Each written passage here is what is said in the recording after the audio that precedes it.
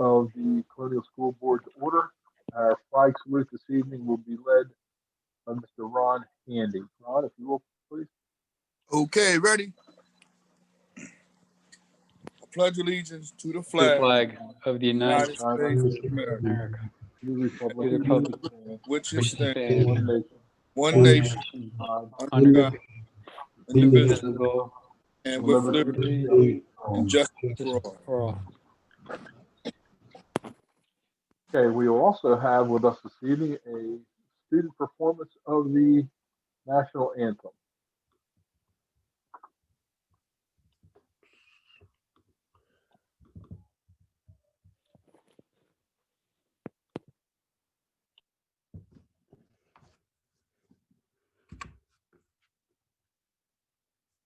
Oh, say, can you see by the dawn's early light what so proudly we hailed at the twilight's last gleaming, whose broad stripes and bright stars through the perilous fight o'er the ramparts we watched were so gallantly streaming, and the rocket's red glare, the bombs bursting in air, gave proof through the night that our flag was still there.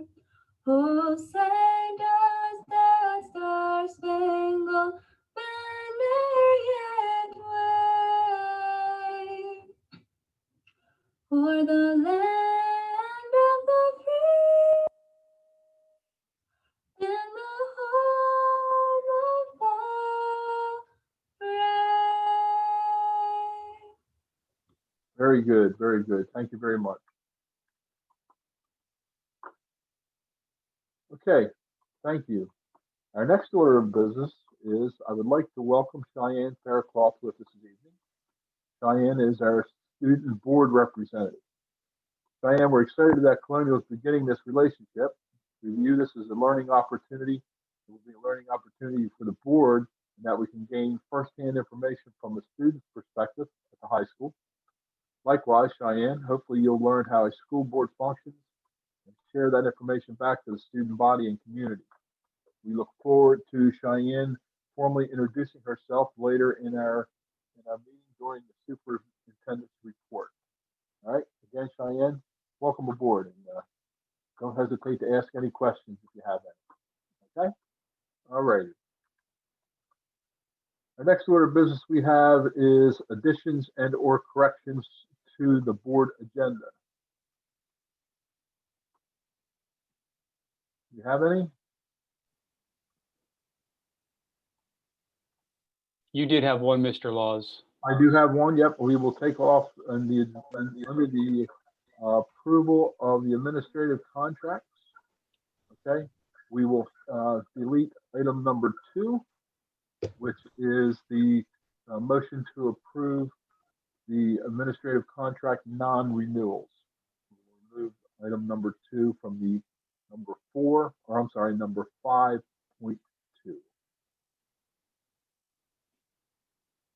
Is there any others from any members of the board?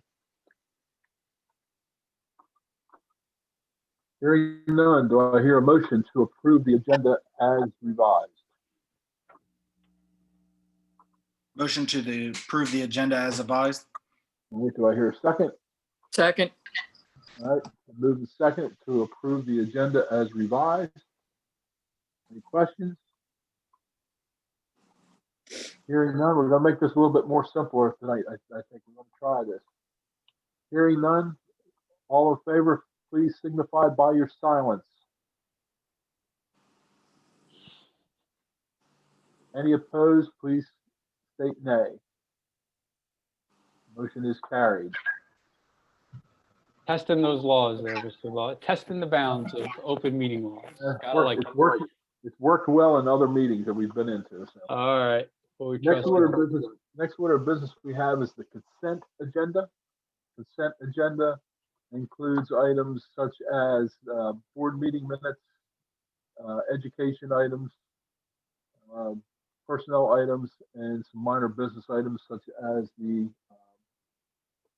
financial report. Do I hear a motion to approve the consent agenda as presented? So moved. Been moved by Mr. Handy, seconded by Ms. Kennedy to approve the consent agenda as presented. Any questions? Hearing none. All in favor signify with your silence. Those opposed, please say nay. Consent agenda is approved. Okay, next order of business we have is the administrative contracts. Dr. Menzer? Yes, as we discussed in exec, presented to the board recommendations for contract renewals for those administrators who were due up. I'd ask that the board approve the contract renewal recommendations as presented. Okay. Do I hear a motion from any members of the board to approve the administrative contract as presented?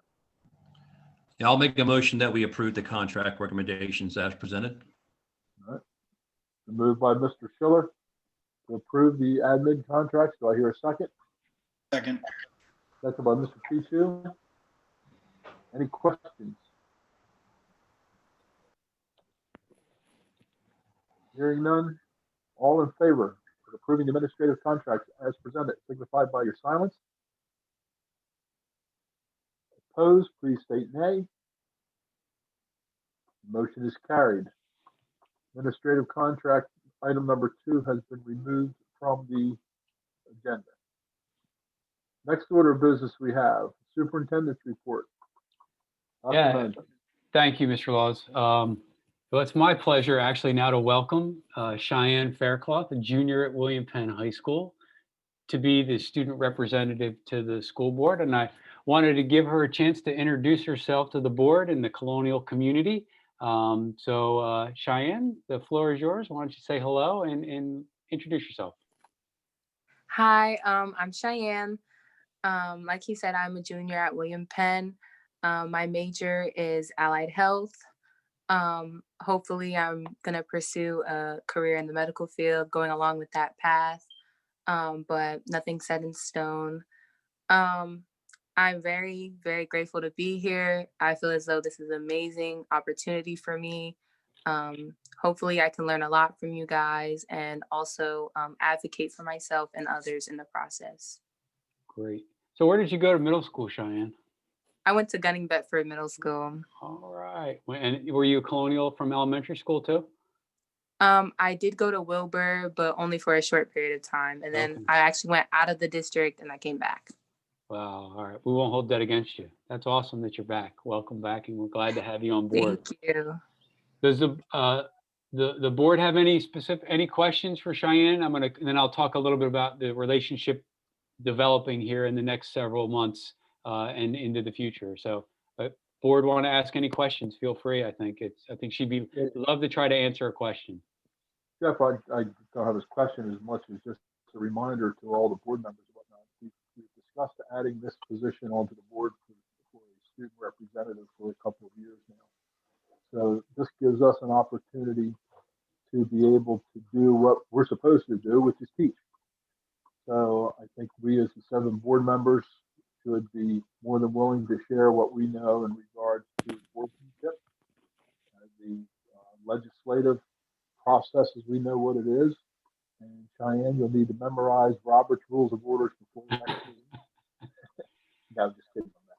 But Cheyenne, look, after these meetings, I'll explain to you all the stuff that Ted's talking about.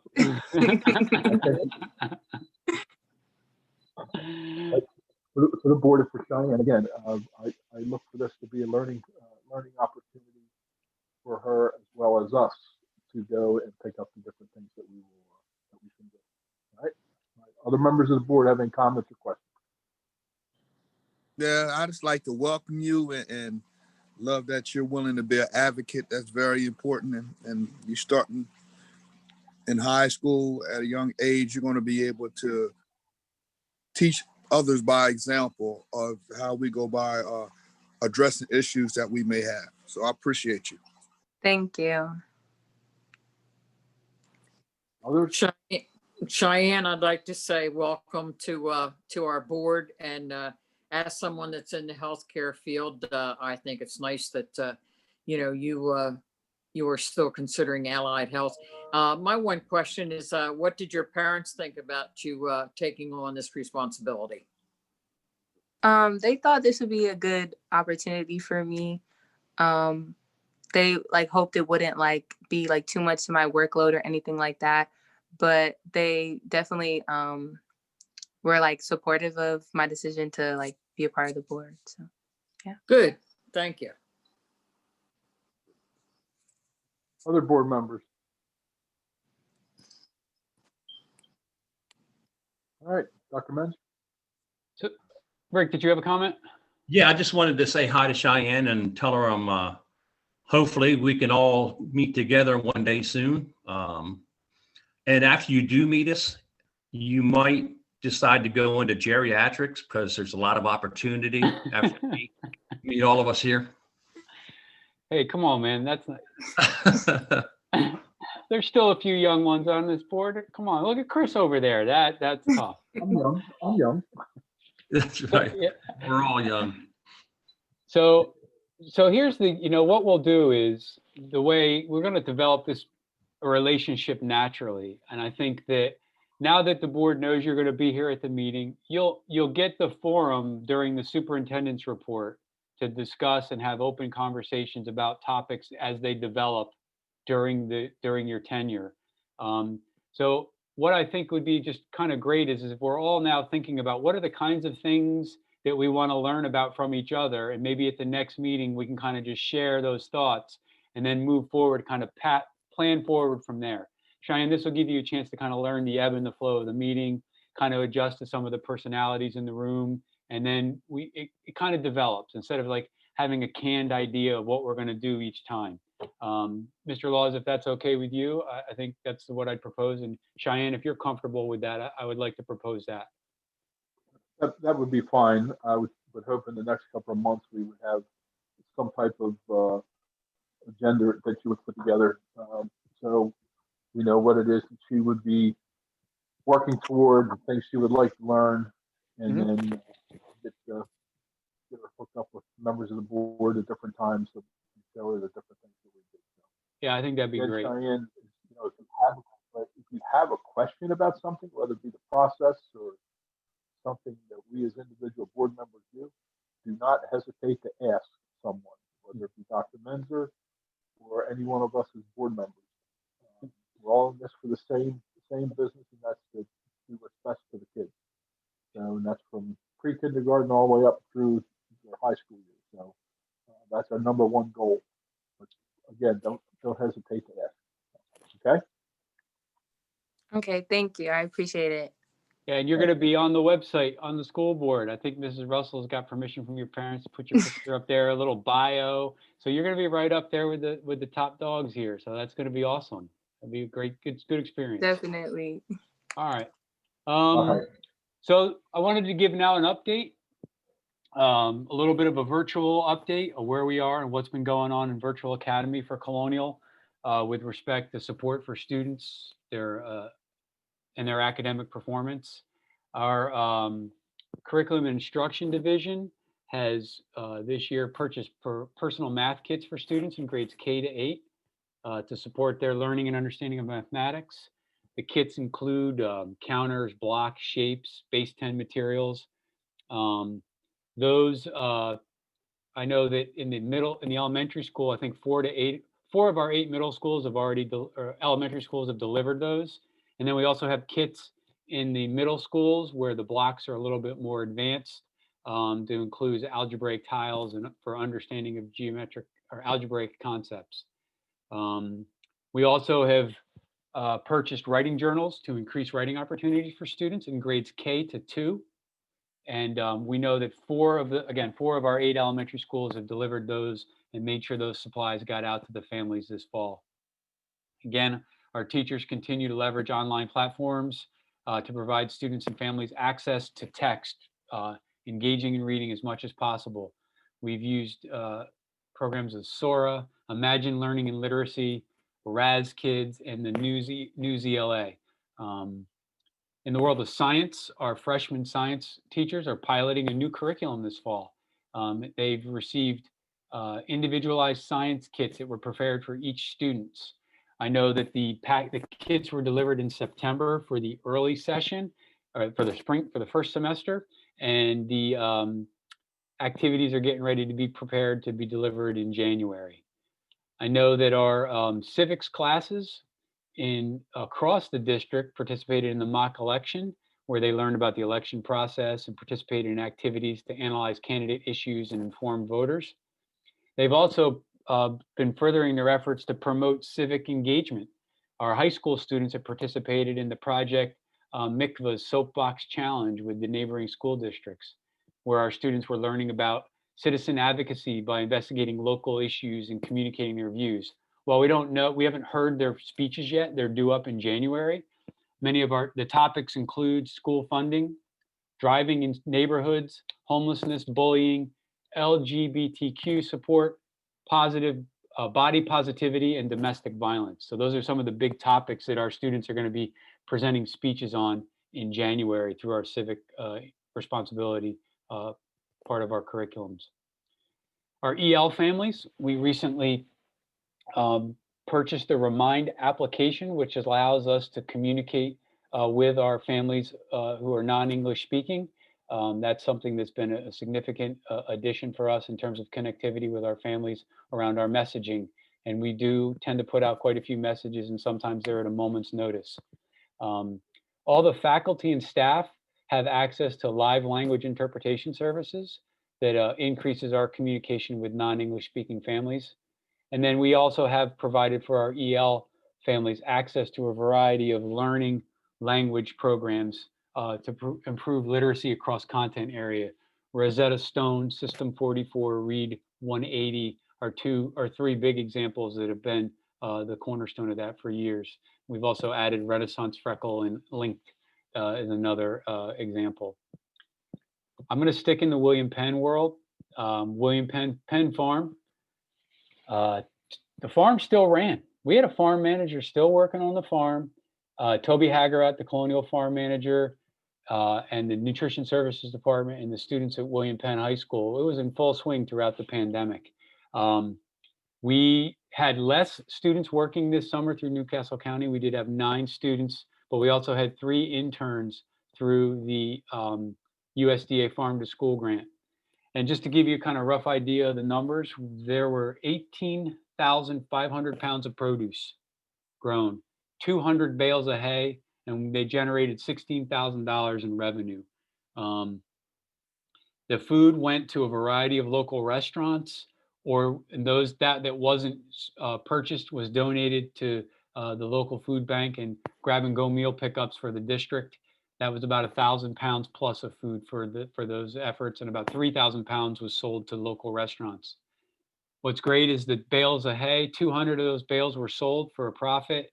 The other 100 were using to feed our goats during the winter behind William Penn. So we are really working hard to sustain the program in the ag program in Colonial. We're real proud of the efforts of the students and staff in that space. Another area at William Penn that's continuing to function despite being virtual is our driver's ed program. You'll be proud to know that from last school year to this school year, they have certified 155 students for their blue slips for driving out of a total number of 232 that are eligible. And they are now working towards achieving, hitting a few more benchmarks before they go away on winter break. Just an interesting, they're actually slotted to schedule to drive those remaining students before break. We'll see how that goes. It's a tight schedule. They do have some significantly intense protocols with respect to cleaning, both the cafeteria, the areas where the students wait to drive, and the vehicles. So we've been really fortunate that those driver's ed guys have been doing an outstanding job of making sure students get their license. Again, we were virtual, but we have students in the building every day doing driver's education. The power of we does continue to churn out of William Penn. I feel like this is going to be a William Penn moment. One thing that I think the board should know is that our students are dedicated and committed to learning, and our staff are dedicated and committed to making that happen. We recently heard a story of a digital media student whose MacBook malfunctioned, and they were unable to participate using the Mac suite of software, which is pivotal in digital media. And this young student was essential to the work that occurred last year with senior recognition, and is actually currently contracted with George Reed, doing some digital media and graphic design work with one of the middle schools through the Penn Media program. Well, her computer died, and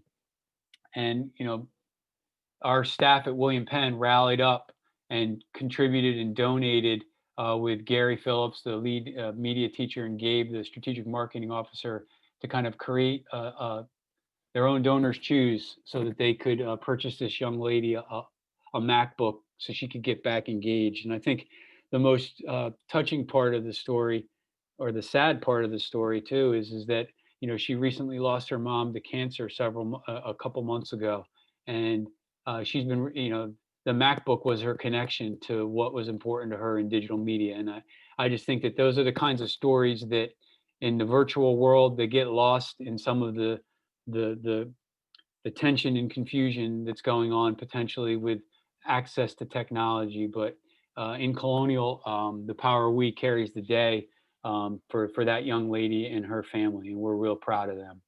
Well, I'll Jeff, stop. let me add one comment to that. For the rest of the board and for the public that's listening. A week or so ago, I received a phone call from, believe it or not, my sister, okay, who has no children or any connection whatsoever to going to school district. She called me specifically to tell me about a parent, a student that she had treated in her at her business. This young fellow was in kindergarten, I believe kindergarten, first grade. I can't remember right off the top of my head right now, but he was having some difficulty with being able to deal with the virtual world. And our teacher in question, and Jeff has all the information, and we'll see some more come out of it in the future on this. So I'm not going to name the teacher right now. But this teacher took it upon herself to make a phone call to the parent, reached out to the parent. She noticed that the young guy was having a little bit of a problem. So the two of them put their heads together a little bit, and she took and made a package for the young guy and took her own personal time and took the packets to the student's home to help him out. Well, this parent was over the top excited about what this teacher had done and taken the time to help her son. Getting into a little bit deeper, this teacher not only does this for this one individual too, she's done it for a couple others, but she also has a thing that she does for rewards for the kids, whether it's virtual or in person or whichever. And when they reach a certain level of work for the week, their reward is they have a dance party. Now, how are you going to do a dance party virtually? My first question. Well, apparently, this teacher takes the time, goes to the student's home, contacts the parent. She stays by her car while the student stays at their front door, and they have their dance party as a reward for the type for going to work for that week. So this is just some more of the things, as Jeff says, that the power of we that we're doing and what our teachers are doing out there to help our students. So again, as I said, is Jeff has the information. I know he's reached out to some people in his organization, and I've asked Jeff to let's take a look at start where some of these teachers do these type of things, is we start recognizing them or the board or whichever way Jeff can decide to do it. But we need to get that recognition out for the people. Thank you, Ted. It was a really great story. I mean, you just never know, and I have to say, when you start hearing people talking about Colonial all over the county and the state, I think that it's a very powerful message about the work of the staff that are working with our families, and we appreciate all their hard work every day. So a little bit of a pivot and a transition now back to this. We're leaving the virtual world. I want to just kind of give you an update on our face-to-face efforts. We were scheduled phase 1 and 2 return. We were working on that last week. The plan was to come back face-to-face this past Monday. And we were in feeling last week, I got to say, we were feeling pretty confident. We were going to bring back phase 1 and 2 in our special programs. We had been working really hard on a thoughtful letter to the community to help them understand why we made the decision before Thanksgiving, what we were doing to be ready, and then what was going to happen when we went back, about how we were going to need to react and respond because of the things evolving with the coronavirus and the community spread. So, I mean, literally, we were ready to go on the 3rd, like in the afternoon. We were getting ready to put the letter out.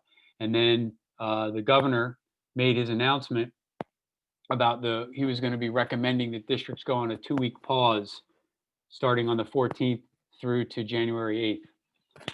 And we kind of like had to take a step back there before we rolled out that letter. We had to think long and hard, like, was that going to be what was right for the community to go back for a week and then potentially go out for another week, and just the in and the out of face-to-face and virtual. And then again, Thursday midday, everything was good with the world for us. Our staffing was looking good. We were minimal impact with COVID. And Thursday night, we would have been fine to send out that we're ready to go. Literally, fast forward to Friday morning as we're debriefing and getting ready to talk about whether or not we should send out this message. We found out that it was a strong likelihood that we would have been impacted. Some of our staff at 2 of our schools could have potentially jeopardized our ability to open effectively on Monday. So much so that we would have had to walk back a return for potentially two of our buildings. And so it was like, just like that, in a moment, 2 schools in a 12-hour period had enough staff positive reports or close contact quarantining from their time in the community, that we would have been in a tough spot to run a school. And it was 2 schools would have been were in the mark. So we continue to kind of maintain and monitor the community spread within our staff so that we can assess our readiness to bring students back. And we are still looking ahead to January 11th. We have not made any decisions at this point. We do know that the governor's office is going to be announcing, new criteria for schools to remain open during the pandemic. That was something that I know he's planning on working on with DPH and DOE during this 2-week pause, allowing people to take a step back and see what's the most efficient criteria to help support schools remain open to provide face-to-face instruction for students. So we have to wait and see what those parameters are, and then be thinking a little bit about what we can do and can't do by the 11th, recognizing full well that families want to know, right? They want to know what's going to happen in January.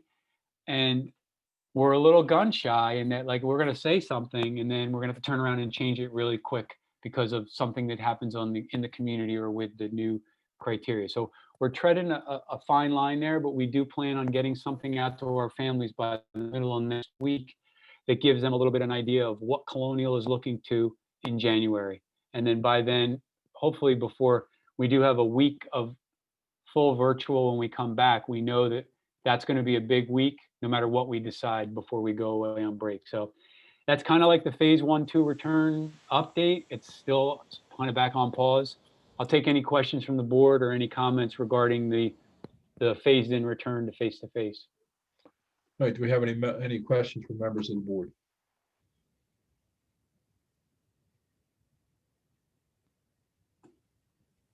All right. Okay, all right. So I have one more update, and then we get a little bit of a reprieve from people talking. So just an athletics update.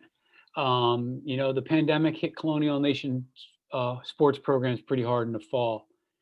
Due to the pandemic, we had 3 teams quarantined that missed time during their shortened season, including volleyball for a 2-week period and soccer for 2 2-week periods, and then football for a 2-week period. And due to many of these outside factors, COVID, transportation, virtual learning, our numbers have dropped off in almost all sports. We finished the year with 8 volleyball players, 13 field hockey players, 22 soccer players, 34 cross-country runners, and 36 football players. Their records, our boys cross-country team finished 3rd in the conference with a 5-2 record. Girls cross-country was 4-3. Unfortunately, we have a 3-time all-state runner that was not able to run in states. 2 days before states, a family member came down with COVID and she was quarantined and was unable to participate in state championship last weekend at Killins. Our field hockey team won 3 of their last 4 games and finished with a 3-9 season. The young men on the football team ended 2-3, and they had 2 starting freshmen, and the majority with the team were sophomores and juniors. They're already looking ahead to next year post-pandemic with 8 returning starters on offense and 7 returning starters on defense. Boys soccer ended a tough season when they were removed from playoff consideration by the DIA Soccer Tournament Committee based on their body of work. They were 4-1, and their 1 loss was to Apo, and then their 1 victory was to the number 5 seed St. George's. But in all the the decision making that came out, the committee decided that they were going to not have them in the tournament, and the tournament got reseeded. They had a great season nonetheless. And then our volleyball team was 3-5. Looking ahead to winter sports, winter sports is going on right now. We are having practices. They're going to try to increase participation. Participation is down across the county. I've talked to the Newcastle County Chiefs today, and they're experiencing the same thing. Our boys basketball team had 35 tryout, which is usually 80 plus that try out. Girls basketball had 8 tryout altogether. We think we got 1 or 2 more that might be joining the team, so they're going to be looking hopefully at 10. Swimming usually carries about 50 boys and girls. They're now at 32. And wrestling down a little bit from the mid-30s to 26. We're continuing to follow the guidelines from the state with respect to participation in winter sports, and know that we won't be competing. We won't consider competing until after January 11th, and they're still waiting for guidance from DPH around what the venues will look like in that space. That's it for my update tonight for the official talking part of it. I'll take any questions from the board about athletics if you have any. Any questions from members of the board?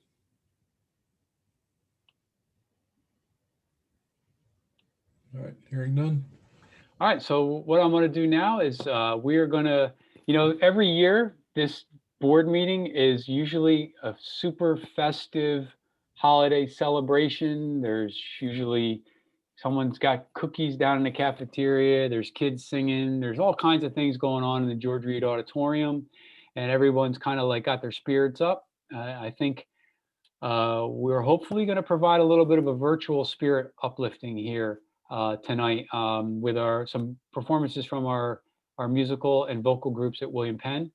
I'm going to ask Dr. Erskine, Supervisor of Schools, to kind of kick us off and walk us through this segment of the program. Dr. Erskine, wherever you... Yeah, I'm here. Phil, could you be so kind to turn the video on just for a second? Okay, Mr. Laws, school board members, Dr. Menzer, and all the great folks of Colonial Nation, good evening. My name is Brian Erskine, and I, among other programs, supervise visual and performing arts in Colonial. And just like any other teacher in our district, music teachers have had to pivot their instruction to continue to meet and support students in a remote environment. We are pleased to share that our music teachers, all of them, K through 12, have not missed a beat, and that's pun intended. Music teachers continue to conduct instrumental and choral lessons in a virtual environment. Additionally, the district has purchased a wide variety of online music software that has enabled our music teachers to engage students in a digital learning environment. Students are still able to explore and create their own music and share their products with teachers, families, and friends. Teachers have also found creative ways to edit and organize music from groups of students. Tonight, we are pleased to share with all of you a few examples from two of our music teachers from William Penn High School, Mrs. Carla Bell and Mr. John Subconich. Thank you.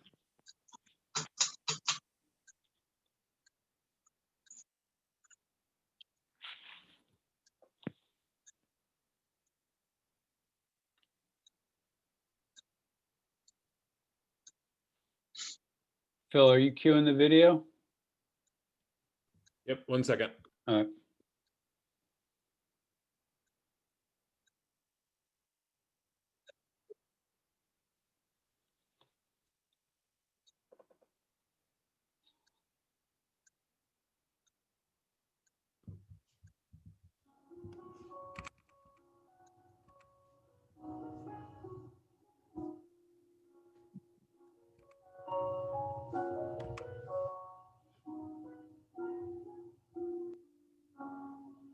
Have yourself a merry little Christmas.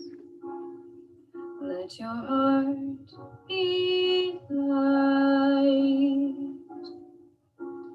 From now on, our troubles will be out of sight.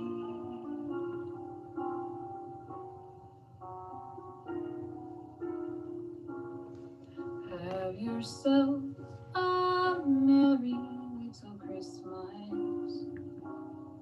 Make the Yuletide gay.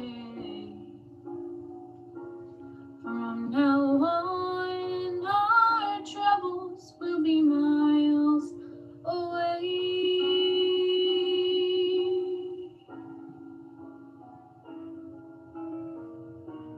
Here we are, as in olden days, happy golden days of yours. Faithful friends who are dear to us, gather near to us once more.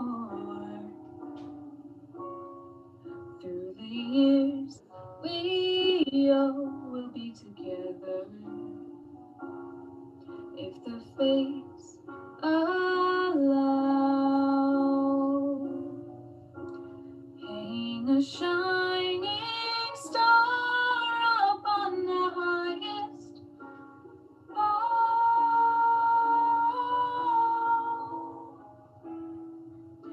and have yourself a merry little Christmas now.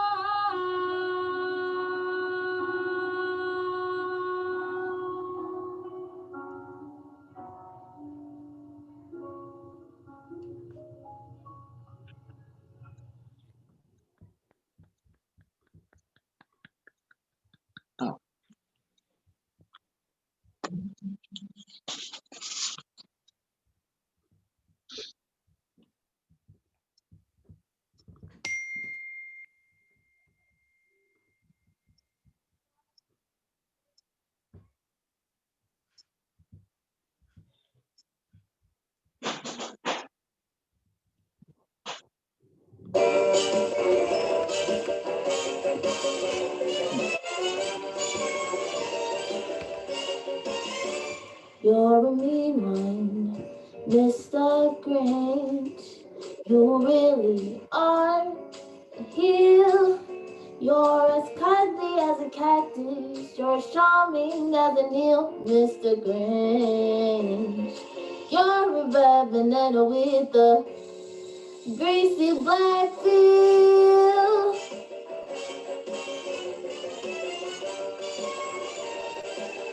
Just face the music, you're a monster, Mr. Grinch. Your heart's an empty hole. Your brain is full of spiders. You've got garlic in your soul, Mr. Grinch. I wouldn't touch you with a 39.5-foot pole.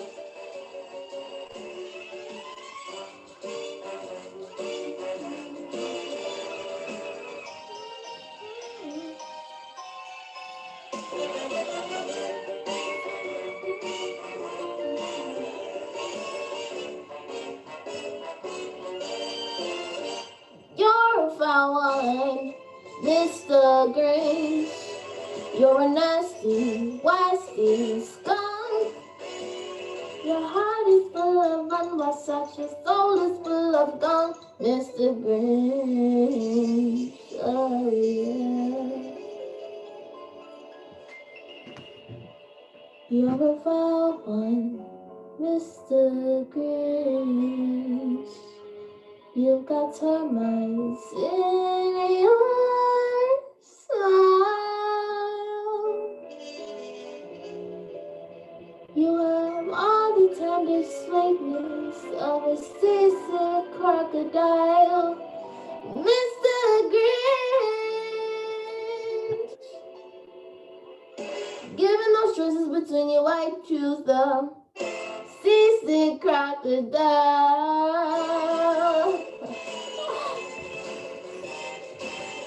Ooh, yeah. Seasick crocodile. Ooh, yeah. The three words that best describe you are the following, and I quote: stink, stink, stunk.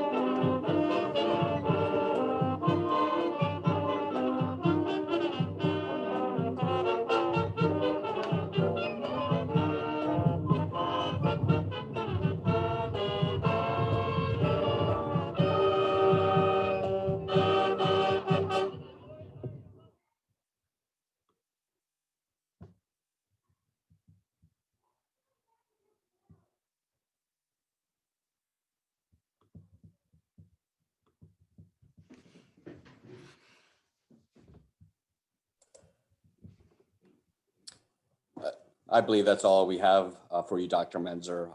But we do have Mr. S. and Mrs. Carla Bell, I believe, in the audience. Yeah, please, let's get their video on here. Let them smile and share. That was awesome, Miss Bell. Thank you very much. Mr. Sepkonich, love that. The one guy looked a little cold. Couldn't you have given him a heavier jacket out there? The one guy looked like he was shivering out there in the stands. It builds character. Hey, Mr. Law, it's your pleasure here. I mean, share your thoughts. I think speaking for myself and hopefully for the rest of the board, it was a great job for all those involved. And in the times that we're dealing with right now, I knew there was going to be a way, some way, shape, or form that we get some of this entertainment in our board meetings. So thank you very much, and please pass along our thanks to all your students, other members of the board. I enjoy it basically because I play around with the with some music on my laptop too. So I have some software, so I really enjoyed that. No, Ron, we're not going to let you do any singing next month. So let's just kind of file that one away. All right. Okay. Other orders of business. Dr. Menzer, anything else from a superintendent's report? Oh, I don't know, Mr. Laws. It's going to be hard to top that one ever again. I think I want that that Grinch song. I might adopt that one. That was awesome. That's more me than anybody else. John, Carla, thank you very much. Please keep up the great work with the students. It's it's inspiring to see those kinds of performances and know that that's probably happening more often than not. It just doesn't get the attention that it deserves. So thank you very much. Dr. Erskine, thank you for putting that together with the team. Really appreciate it. That's it for me, Mr. Laws. The floor is yours. All right. Next order of business we have is Delaware School Board Association update. Any members of the board attend any of the Mr. No, Mr. Laws, there's another agenda item, B, under superintendent's report. That's what I asked you. You said no, but okay. Well, but no, that's not me. That's not my report. I'm sorry. Okay. That's Emily.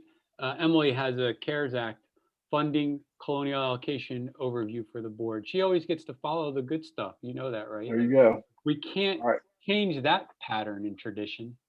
All right, Emily, yeah, Jeff, you stole my opening line. I was going to say I'm glad to see that some things have gotten back to normal. In that I've always got such a tough act to follow. I'm looking for Ari Dinkaloo in the audience. I don't know. He's probably clapping right now if he's here. So please, he's going to clap after I'm done. That's when he claps. Okay. All right. Floor is yours, Ms. Falcon.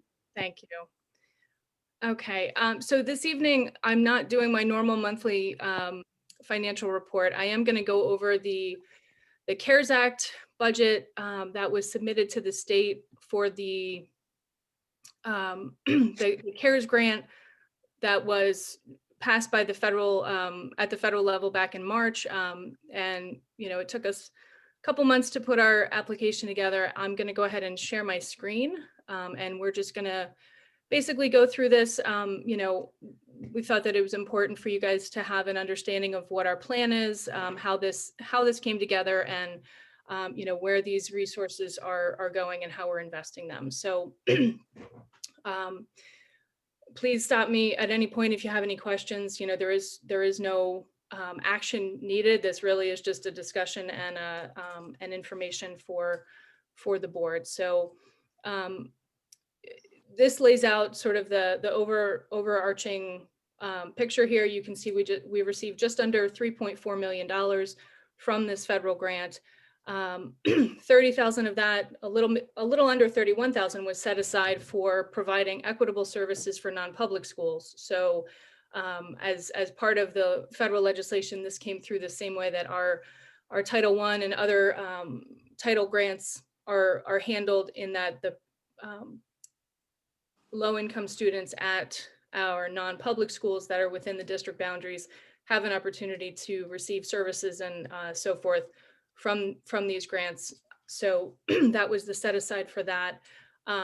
Jumping back up to the top, we did budget almost $700,000 for PPE, personal protective equipment.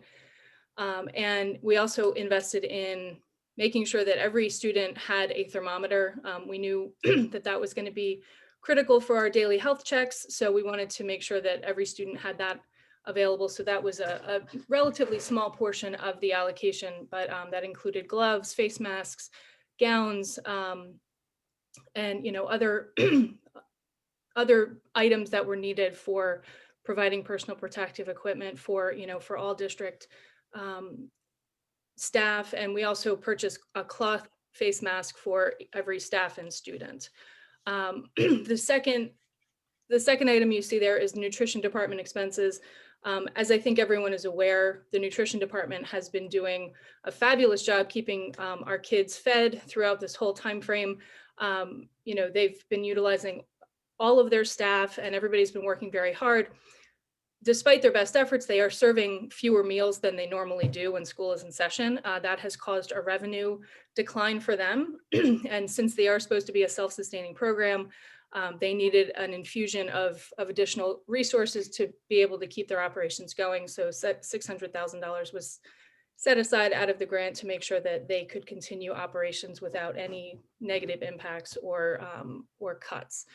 We also spent $300,000 of this grant to invest in 1,000 additional Chromebooks on top of what was purchased in the spring to do our normal replacement cycle. Return to school timesheets. Basically, that is the amount of money that we set aside for the planning efforts that went into our spring and summer for all of our 10-month staff who basically, have no obligation to work over the summer. Dozens and dozens of folks came together to make sure that we had really solid, comprehensive plans that you guys have heard a lot about and been getting updated on. We thought it was really important to make sure that it was a comprehensive and very inclusive effort. So that was how much we spent to make sure that our plans were well thought out, and the folks who were participating in that were compensated. We budgeted $75,000 to purchase hotspots for families who, did not have internet at home, to make sure that those students could access remote learning. And even though this application didn't get submitted until late October, the hotspots were purchased and had been deployed already, and the plan was to basically recode them to the grant once the funds were accepted. So those were purchased long ago. $250,000 for cleaning supplies. I don't think that needs any explanation. Early on in the planning, we felt it was important to have dedicated staff resources to support the large effort that goes into making sure that we're doing everything we can to keep everyone safe. So we made the decision to pull our lead nurse off of her building responsibilities and make sure that she could dedicate all of her time to supporting this COVID effort. She's done a fantastic job with that. And the cost you see there is the full amount of her compensation for for the year that we are using on the grant. We will obviously put her back onto a regularly funded position once this pandemic has hopefully at some point it'll be behind us. The next line you see there is isolation cares room staffing. Again, we were anticipating needing to make sure that we could isolate and prepare for students who may start to show symptoms during the school day that needed to be picked up by their parents. We knew that staffing was going to be a challenge for our buildings from the get-go, so we didn't want that requirement to be another burden on our buildings. So we set aside $315,000 to basically get a contracted resource in. These are either certified nursing assistants or medical assistants that are coming through a contractual vendor to make sure that those areas are staffed and that's not coming from our nurse or other building level resources. Distance learning labs, we set aside $200,000 to make sure that we could invest in, bridging that gap and making sure that our classrooms were capable of switching between the hybrid environment and virtual and in person, and blending that as much as possible. Additionally, we did spend or budget $193,000 for technology for CTE, or career and technical education coursework at the high school and middle school. Some of those courses require computer technology above the Chromebook that most of our students receive, and we wanted to make sure that those students could continue their educational experience seamlessly during the pandemic. So we made that investment. 60,000, or I'm sorry, 60 additional disinfectant wands for roughly $34,000. I think there was a video that was out earlier in the year. Even pre-pandemic, we were touting how effective and efficient these disinfectant wands were for our facilities team. So that was an investment well worth it. We set aside $200,000 for instructional supplies. Some of those were mentioned by Dr. Menzer during his update. The math kits for students and other things to make sure that, as students were learning from home, that they had everything they needed to be able to do that.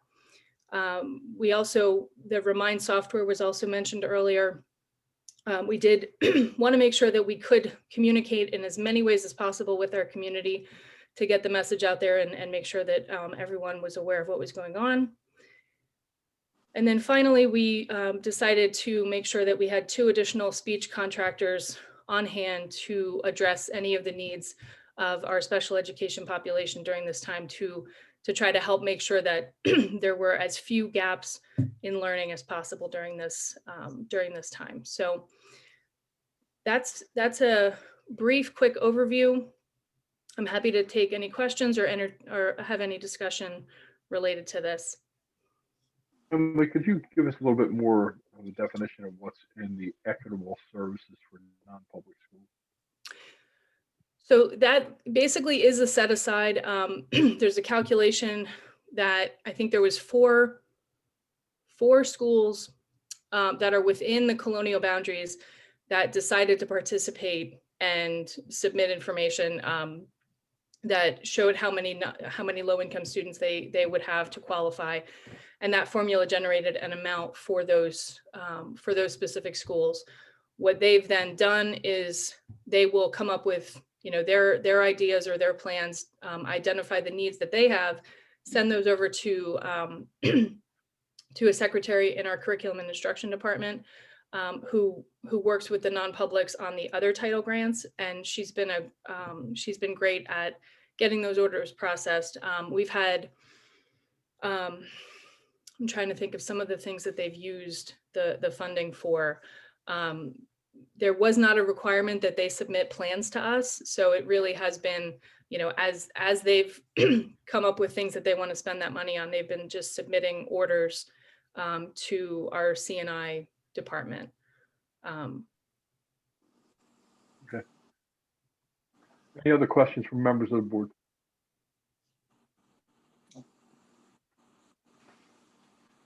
All right.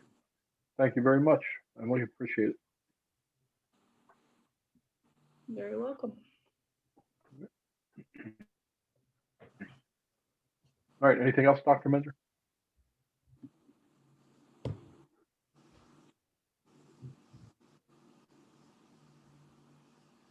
You're muted, so I'll take that as a no. That's all there is. Just All right. Phil keep. I think Pete's muting me because he's playing around. That's fine. Yeah, All right. we're all set. You can move on. Thank you. Okay. All right. Next order of business, we have Delaware School Board Association update. Do we have any members of our board attend any of the meetings, whether it be board of directors for the SBA or legislative? The legislative committee did not meet. Okay. Board of directors? Board of directors meets on January 4th. Okay. All right. Okay. No update. Thank you very much. Still there, Ted? All right. Items removed from the consent. Yes. Kind of broken up there. Items from the, hold on one second. Let me change my stuff around You're coming in now clearer than you were, so How's that sound? better. Better? Yep.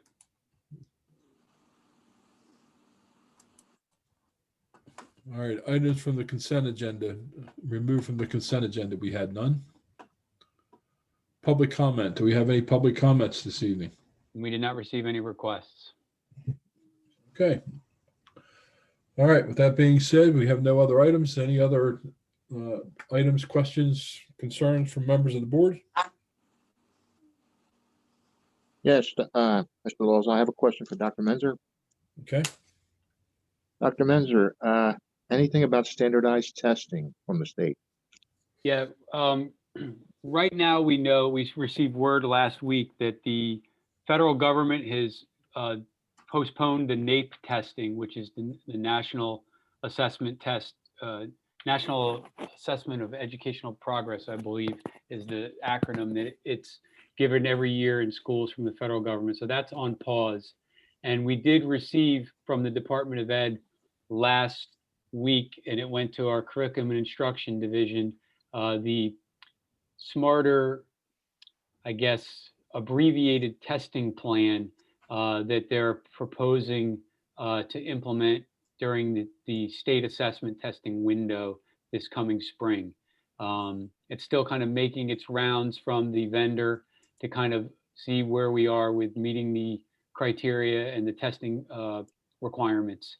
I can get I would say it'd be better to wait until January to learn a little bit about that, because the requirements for testing are closely monitored and checked and enforced by the federal government and the U.S. Department of Ed. And our current Department of Education is there is no waiver eligible this year for state assessment.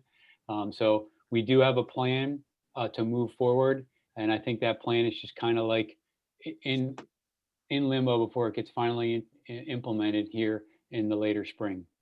So that's the long answer to probably a longer question at some point. Thank you for the update. I really appreciate it. Yep. Any other questions or concerns from members of the board? If not, do I hear a motion to adjourn? Motion to adjourn. Do I hear a second? Second. Been moved second to adjourn. All in favor signify by your silence. Those opposed, state.